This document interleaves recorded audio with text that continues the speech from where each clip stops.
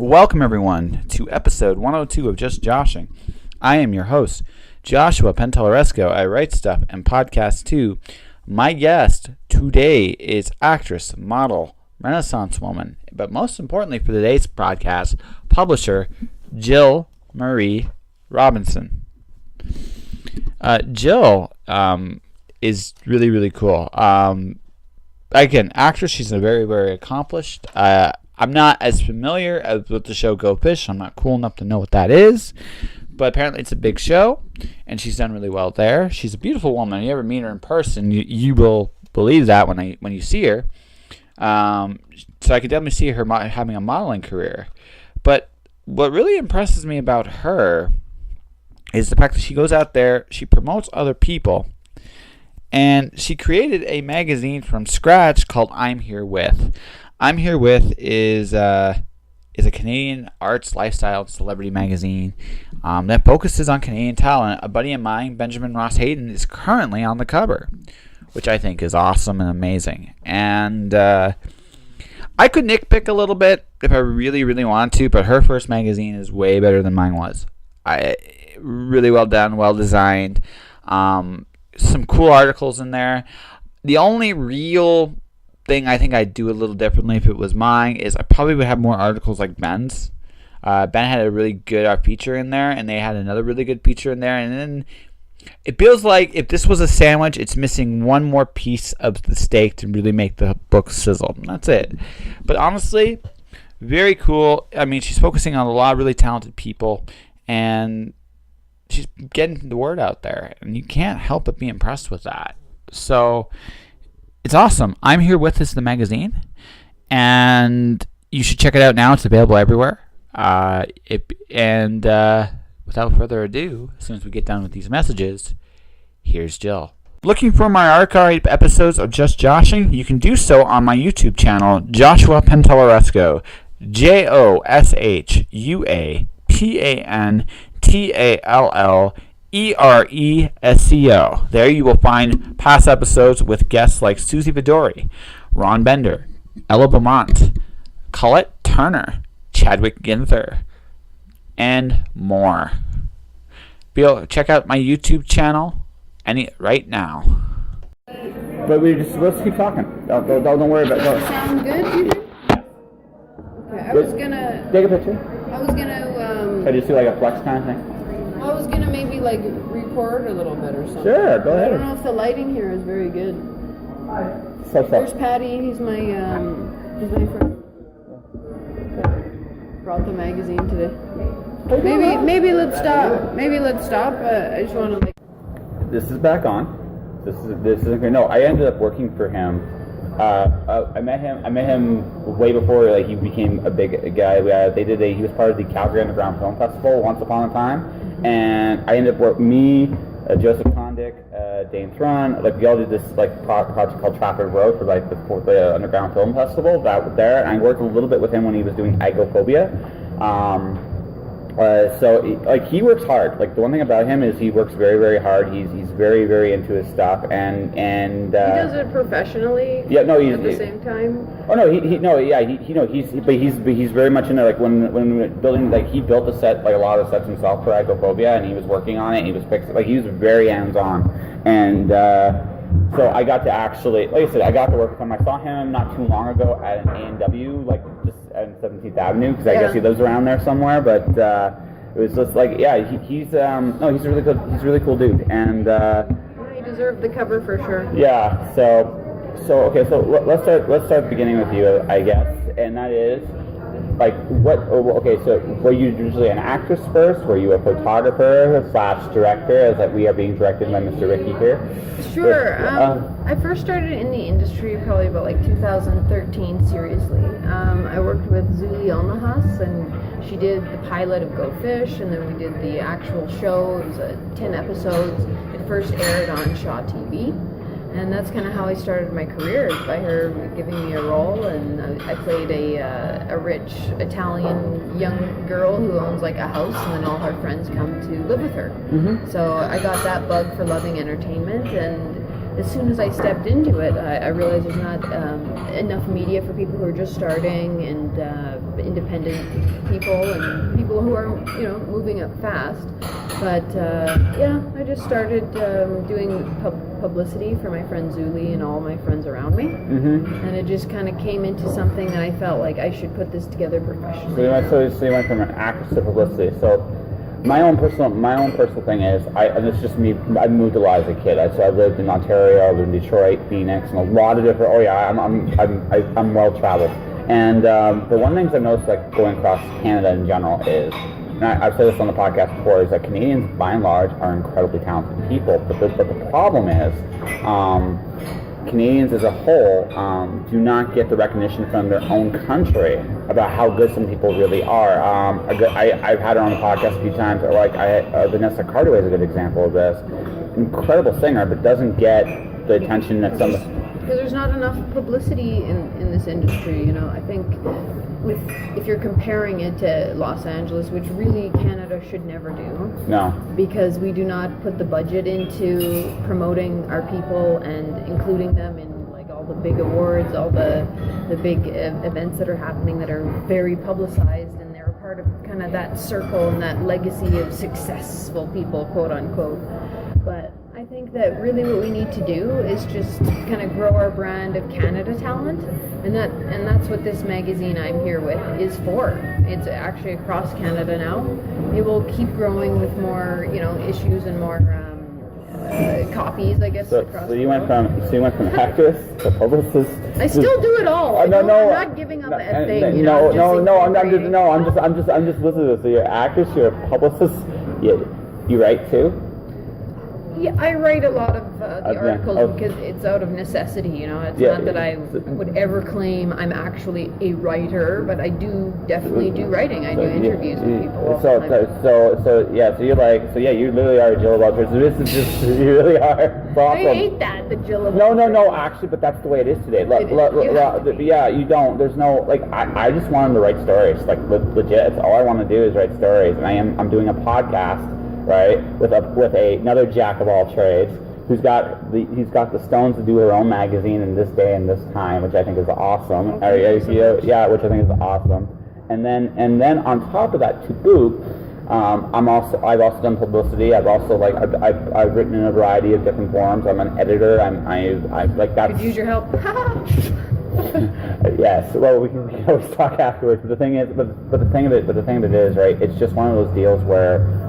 You evolve, and when you get into entertainment, like any form of entertainment, there's this point where you just have to evolve. Like the problems come up, and you're there to basically to solve problems, and that's what you did. It's like, we need this, and you're like, I don't know what I'm doing, but I don't really have that. I don't have time to let that stop me, so I'm going to do this, and then that's what you did. And I started out with a blog, Yeah. Just promoting events and the people that I was working with. Mm-hmm. For me, it's easier to promote the people when I'm immersed in it and I get to really know them. I do promote many different people that I don't so much know. They're definitely referred to me a lot of most of the time, because my brand is associated with I'm here with, but it's definitely separate. I want to be an actor and known for that, but being a publisher, I think, gives me access to being able to promote other people and not just myself. So I'm not just a career for me, it's about everyone around me and we all moving forward. And on the same token, though, but you also are building yourself up too, because in a different way. No. It's not. Let me explain this. I do this in the podcast.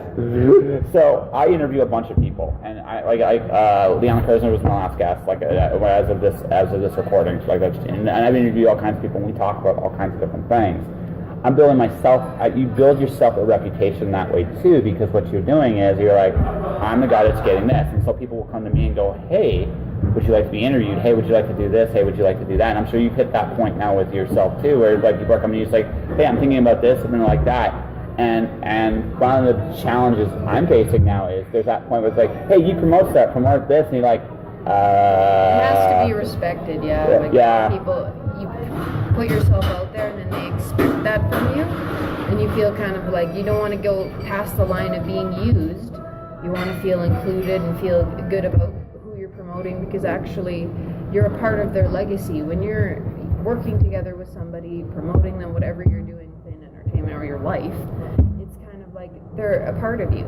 So you want to feel good about it, and you want to kind of build that relation so it can last, and you can keep working together forever. So that's kind of my number one goal, is to follow the people that, it sounds kind of creepy, but to follow the people throughout their career if they will let me. Yeah. But as long as people are wanting to be in it and I'm part of it, and that's what will keep it going. Yes, and then out the way, like you're gonna have this big giant resume of stuff you've done behind the scenes too. So It's behind, like a lot of this stuff, I don't credit myself ever. There was a huge team a part of it, from photographers like Andrew Schramm, who did the cover, and Larry Cohen, who did the back cover for Zuli. Yeah. Zuli Alnahas and Benjamin Ross Hayden are the cover stars. I chose them because each of them, I've known them since I've started the industry. They've been huge inspirations to me.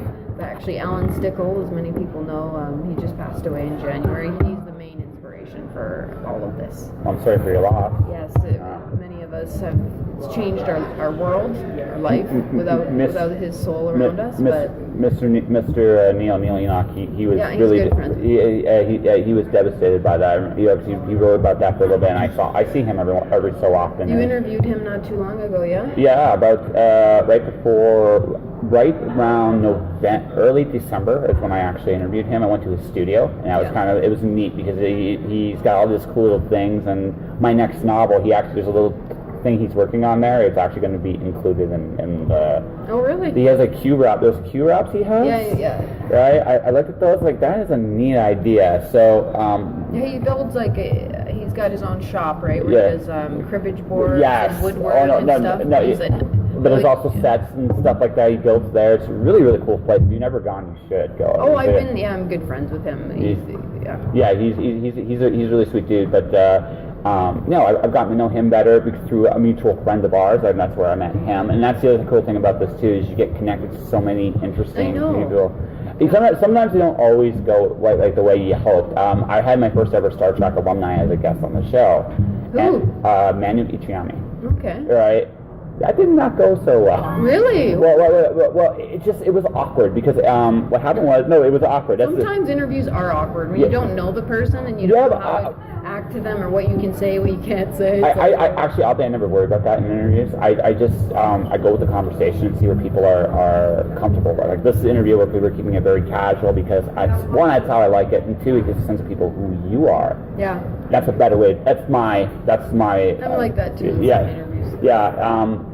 But the thing is with him, right? So I give him a phone call because he's gonna call me when we're ready to do the show. So his phone is interesting. He's like, okay, let's do this. And he just hangs up. I'm like, okay. I'm going on Skype. I'm like, okay, that's interesting. And we go on Skype, and he's like, okay, just give me a couple minutes to get ready. I was like, okay, no problem, whatever. He's got this really cool hat. He's a nice guy. But then what ended up happening is he's doing this drive for his Kickstarter at the same time. So what ended up happening was I was interviewing him while he was doing a Kickstarter drive. So I never got him at his best because it was just like his conversation, like not like me and you where I'm looking at you and focused at you. He was looking at us. It's like, oh, hey, what are you doing? How it goes? And I'm like, this is interesting. Yeah, this is it, right? I'm not. And again, and my name, if you're listening to this, sorry, it's the truth. It was a little awkward. But I mean, it's just one of those situations where sometimes you meet people and it's not quite what you think or you expect. Yeah, you don't always connect with everybody, that's for sure. And the people that you do connect with, sometimes I think people definitely judge in this industry. We're putting ourselves out there for people to do that, regardless if you are thinking of that when you first start, which most of us don't think about, how we're affecting others, how we make other people feel, our successes, how it impacts them. The way I feel is if one of us is succeeding and we're all a part of that project or all a part of that media, it's good for everybody. And I hope that that's what kind of turns around in this industry, is that more success comes and then everyone's happy for each other and we can all move forward together, not just one person making it, So basically, you're a big fan of collaboration. Like, you're a big fan of it? Without it, I would not be where I am, who I am, without everyone saying yes to doing the interviews with me, with everybody who's wanted to be a part of my life. This is my life. Mm-hmm. No matter what anyone wants to say about it, I'm proud of it. I've got some pretty big names. That's fine. That's fine. It's fine. Hope I didn't put you to sleep over there. Oh my god, you were such a champ. Yeah. Look at this guy just making this up. I shoot documentaries, so it's all good. Oh, very cool. I know, he's like the best. I seriously did not think he's going to be recording. I decided to put my camera last minute. You're rolling. Yeah, that's okay. That's okay. It's all good. We keep. By the way, I'm keeping this in on the podcast. So this part. That's right okay. here. It's all natural and real, and we're filming it, so that's cool. Yeah, no, it's a very no. So you're a big fan of collab. No, like for me, like I look at it this way. When I did so this is what I did. What I did when I remember everybody that kind of helped me along the way. Just nobody. I don't care who you are. Nobody gets to wherever they're getting to. Right. Yeah, it's true. So one of the things I did, I made a point to do, is like my high school teachers that really inspired me. I found each and every one of them but one. The one I really want to find, he's got the most common name, and the phone book is just like there are a zillion of you. Yeah. But besides Facebook. You can't find him on Facebook? He's not on Facebook. No, there you I go. found I found someone that knew of him. He knows what I think. I got a message to him that way. Well, that's good. But I still would like I would love to give him a copy of the book as a thank you. Yeah, because you wrote how many books? I've written 2 books so far. I'm going to have possibly 5, or for sure 4, maybe 6. Actually, there's a chance it's 6, but for sure, That's awesome. 4. Yeah, but the thing is, I remember the people that helped me are still helping me. I'm not. It's not a. They're your people, really. They keep you going in life.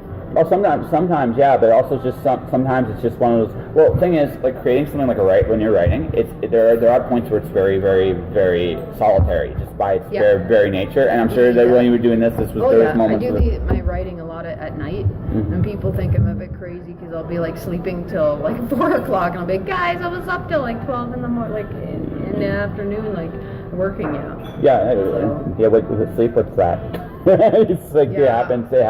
I actually during this process wrecked my hand. I have in between my joints, they're all wrecked from literally using the mouse too much. I'm somebody who like sits and won't move until I finish. Like the magazine, when we did it, all the content, took months to gather and everything, and doing all that is a separate entity. But when I did it, it was like 2-3 days. And I sat down, wrote up everything, it was crazy. And then my marketing group, New Wave Media, they're the ones that helped me get it to distribution. And actually, at the beginning, I was not even thinking it's going to be going across Canada. That wasn't even in my realm of thought that would be available to me. But when we submitted it, they said yes. So it is across Canada in chapters, and the next issue will be more. Yeah. In, like different stores, Well, so. Which is you're in a really cool part. You're really a really cool growth process with On Here Weapons. It's a really cool idea. It's like the newest entertainment mag, I think, to come out of Canada. I think I'm going to give you one small criticism. I'd like to hear. You need to make sure your name's in there too. No. Here's why. Okay. Yeah, a lot of people say this. Yeah, I know. Right. It's not just me, so I don't want No. You're not taking all the credit. The thing is, here's the thing. You don't take all the credit. Because I looked at your credit things earlier here. I don't credit myself for any of it. I know. But here's the thing. Where did I see that page? Where did it go? I'm a little bit weird about it because I'm an actress, right? I don't want to see, here's the thing. You got all these, here's the thing. I love this that you actually give people, like, the credit that you're doing here, but you should have, even if it's just titled is, like, editor and publisher, you should have your name there because it's the truth. It's not, you're not actually saying anything that's not true. You're not, true. Right? And the fact of the matter is, okay, and this is a I gave somebody this spiel they had with their business card, because their business card did not have their name or anything. It just had their organization. Yeah. And I get it. You don't feel like you don't want. I'm not looking for the spotlight. No. But so that's why I don't want to put my name to it so much. But the thing of it is, you worked your butt off on this. And this is the part that this is why you should have your name in here, because one, it gives people an idea of who they're actually going to deal. If I want to come to something, give a feedback to the magazine, since you're the one that puts it all together, you're the one I should be going to, and not just because. I'll be open why I did that. Yeah. Because a lot of people, like when you're first starting in the industry and you're not big, you get judged, and people go like, well, who's this girl? I never heard of her, and they shut it down right away. When the brand of the magazine is speaking to you, it's taken more serious, because I am still in my late 20s. So I think it's still taking a bit for people to realize, hey, she's not just some girl that's asking everybody to put her in projects. You know, she gives back. She does stuff for others, but at the same time, like, that's not really why I did it. No. I did it for my friends, for people like Ben, Al, Zuli, Neil, to have a platform. No, and I get that, but here, okay, so here's two things about this. Number one, anybody that judges you terribly for this is an idiot.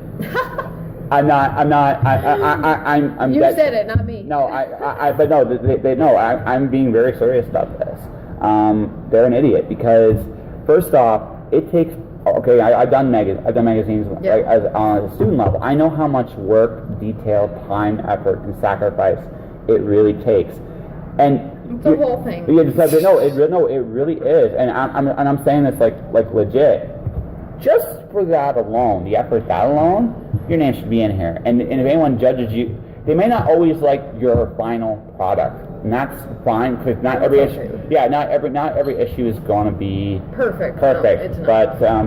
But the thing, so the guy I worked with, his first magazine he did, and he had friends look at this. It was Copper Vale. Instead of Copper Literary Magazine, it was Copper Vale Literary Magazine, and nobody caught the error. Oh, really? Yeah, it was right in the front. It was just one of those things where everybody looked at it and just for whatever reason missed it. But the thing about Thank it. God, I'm not that good at spelling. A lot of my fans know that. But that's fine. But the thing about this is, okay, this is incredible. Like for first time go and make it. No, it's incredible. I mean, and the thing is, New Wave Media made this what it was. Yeah, but I had done 2 previous issues actually. I had Brett Wilson on the cover of one, and I had Zuli Alnahas, who's on the back cover of this. Yes. And it went really well. The first issue. The amount of issues that I put out is how much was bought online. That's awesome. But it was a lot. It was very expensive, you know, working off like the online magazine to print. Yeah. It was too much on my people who are independent. They don't have like $50-$60 to be having it shipped out, you know. So I felt like, okay, $4.99 is a good price for this. Yes, that's really good price for that. What most people do. And it's just a beginning, you know, it's the start of something. Yeah, exactly. So I'm not feeling like, oh, you know, this is the best thing ever. It's just, it's a new kid in the block, but at the same time, I'm on the table and I'm ready to promote people for real. But I'm going to go back to you again real quick here, because and she's kind of smiling at me half evilly here when I say that. But the thing is, okay, so. Don't worry about people judging. Now, I'm really serious about this. Don't worry about it, because the fact of the matter is, you got something, and you can go to a lot of people and honestly say this. Where's yours? And no. But here's my point. A lot of people that will criticize you, right? A lot of them, first off, will not. They would not do what I do. Put my life to meeting people. Yeah, exactly. Yeah. 1, 2. Whether you had help, whether you were smart enough to get it professionally done, whether you were, you spent many hours on this. Yes, that too. And the thing of it is, like, no joke, that's incredible.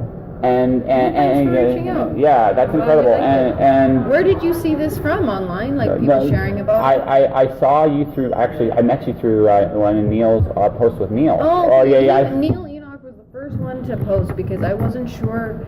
The process of getting this out took a little bit longer than I thought. Absolutely. Of course, that's how it goes sometimes. Yes. And then Neil had messaged me, Jill, it's out, and I was like, sleeping to the afternoon because I was writing. Yes. And I was like, it's out? Oh my God! So he was the first person to post about it, but I was okay with that because he's definitely somebody that knows me very well and then has a great view and. And then everybody started sharing it. There's actually billboards in Calgary. I'm trying to market this properly, where people take it seriously and they see it everywhere, and they're gonna be happy to be a part of it. Can I ask a question?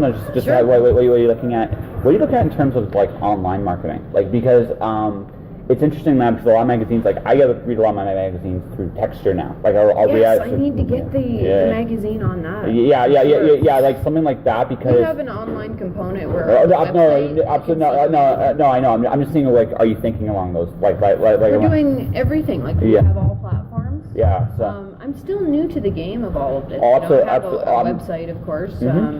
But yeah, if you have any ideas, let me know. Fair enough. And I'm taking a quick look here at my magical phone.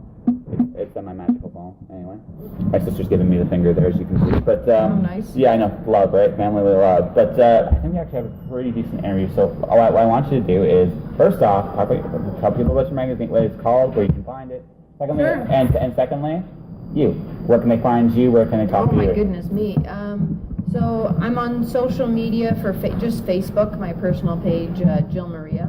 I don't have any other platforms anymore. Interesting. I don't have time, and I can totally relate to that. I was having other people like running my my social media, and didn't quite work. I lost my passwords to most of my stuff, so I don't do that. But everything that you can find for the magazine is I'm Here With Magazine. You can Google it. I'mHereWithMagazine.com. And I have IMBD, Jill Maria Robinson, and many of the things that I've done are on there, so you can take a look at that. And All right, so we have.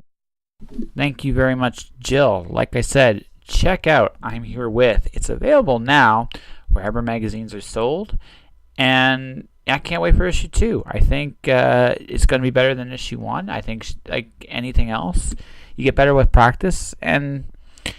But listeners, if you do see Jill somewhere in town here in Calgary, tell her how awesome she is and make sure that her name is in the magazine, because she worked hard on this and deserves all the credit in the world she gets for it. All right, and that will do it for this episode of Just Joshing. Now, this is a listener-supported podcast, so you can support this podcast a number of different ways. You can buy my books, The Watcher and Storm Dancer, which are available at mirrorworldbooks.com and Amazon. Wherever books are sold electronically, you can pick it up. That would be great. You can also subscribe to my YouTube channel. Joshua Pentelarusco is my YouTube channel. You can subscribe to this podcast through here at Podomatic, or you can do it through iTunes. Let's see, what else can we do here? For now, that is it. And that is that. This is another episode of Just Joshing. Thank you guys very much for listening. Chase your dreams. Pursue them. Keep going. Good things happen when you do. And beyond all that, don't do anything I wouldn't do. Or don't get caught. Whatever you subscribe to, guys. Alright? Alright. You take care now. Bye-bye. Josh.